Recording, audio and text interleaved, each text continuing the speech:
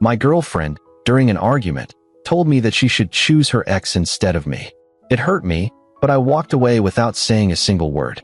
I sat in my car and didn't look back even once. She thought I was just messing around, but when she finally called, what she told me while crying was unbelievable to me. My name is Trevor, and I'm a 29-year-old structural engineer at a mid-sized firm in Denver. I've always been the type who keeps his head down, works hard, and doesn't ask for much.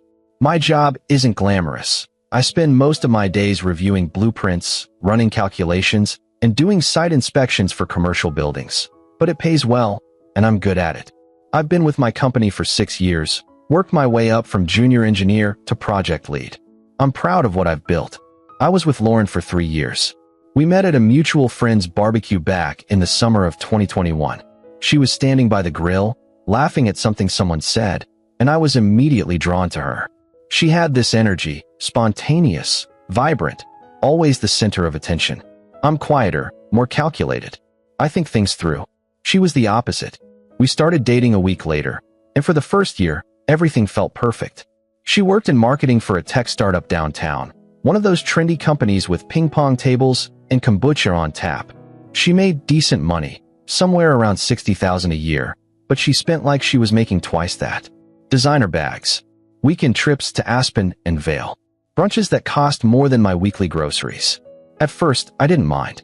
I made good money, around $95,000 a year, and I wanted her to be happy.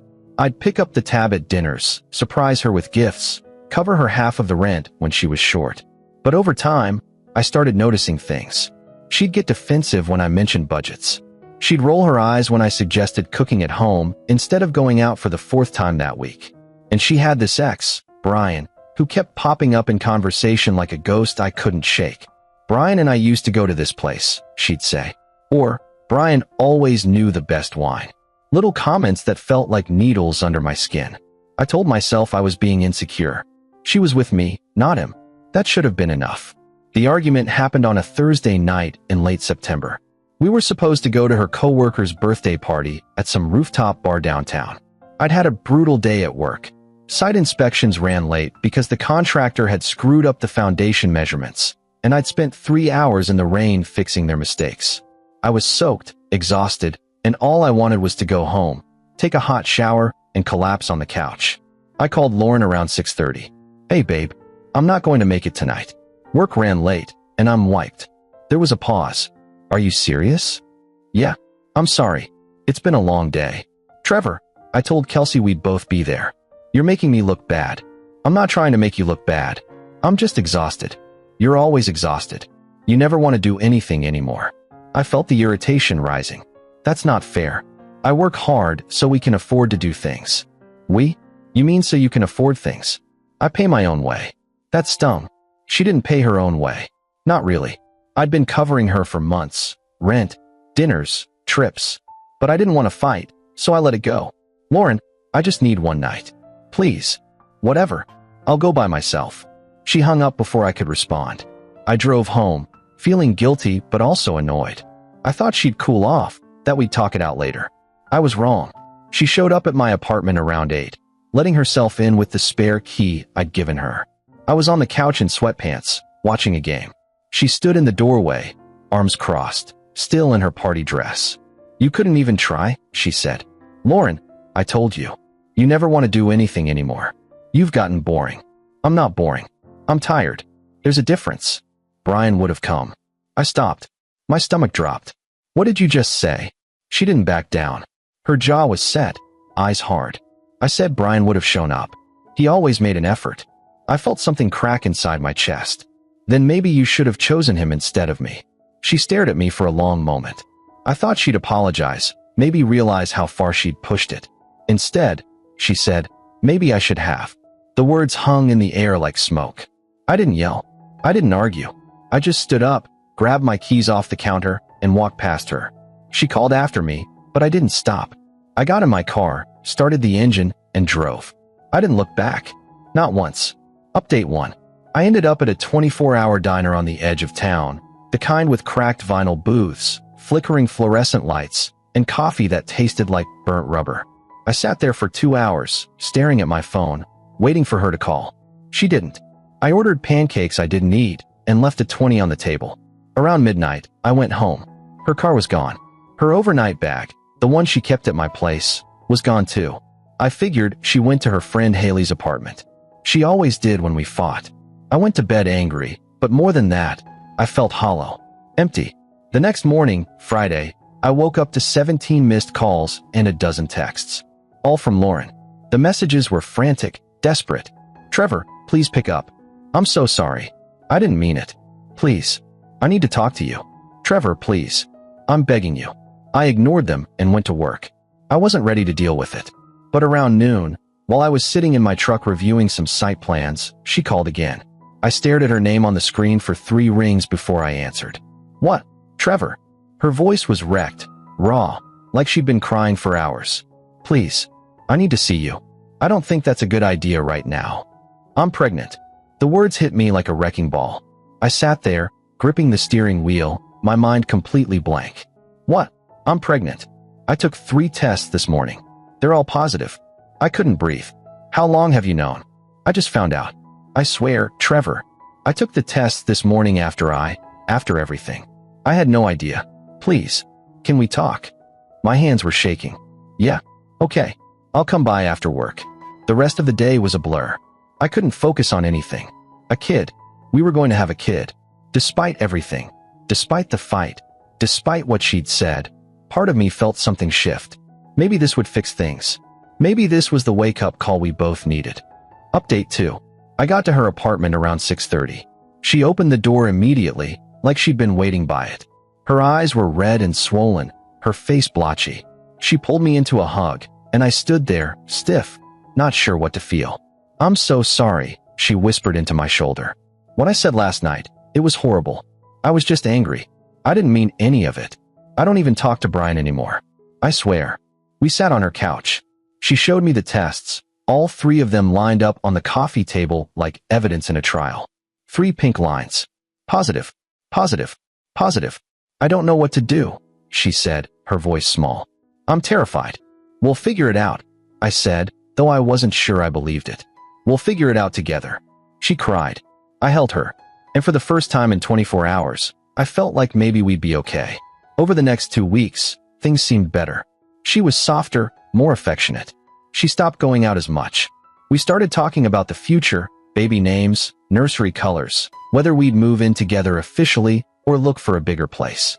She even apologized again, unprompted, while we were making dinner one night.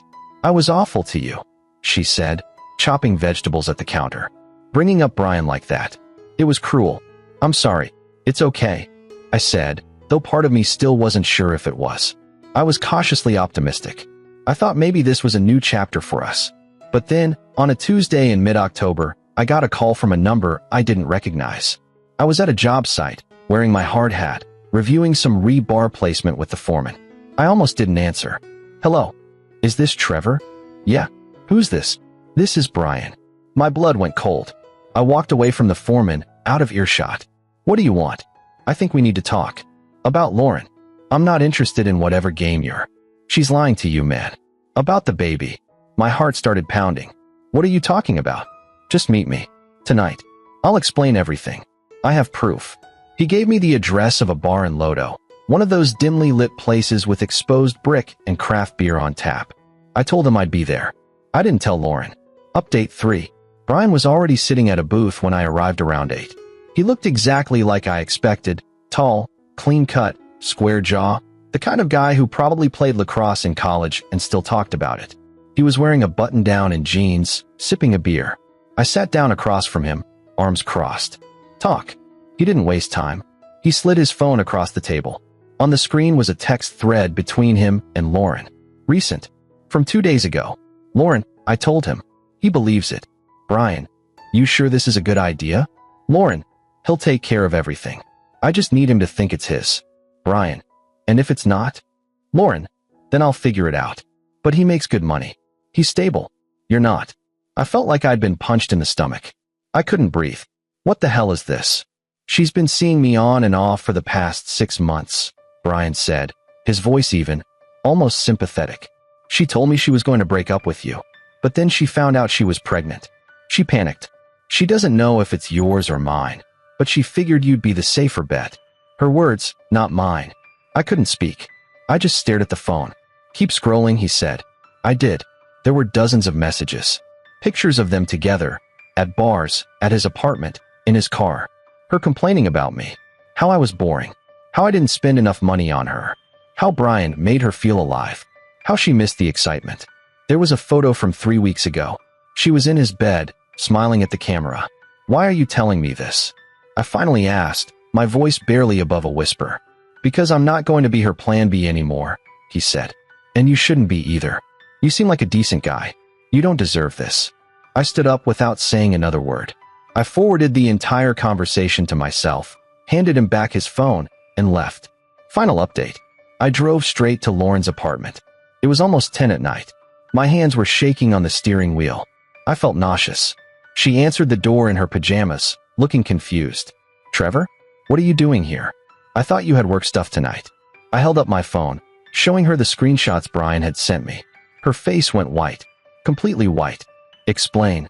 Trevor, Explain. Now. She tried. God, she tried. She cried.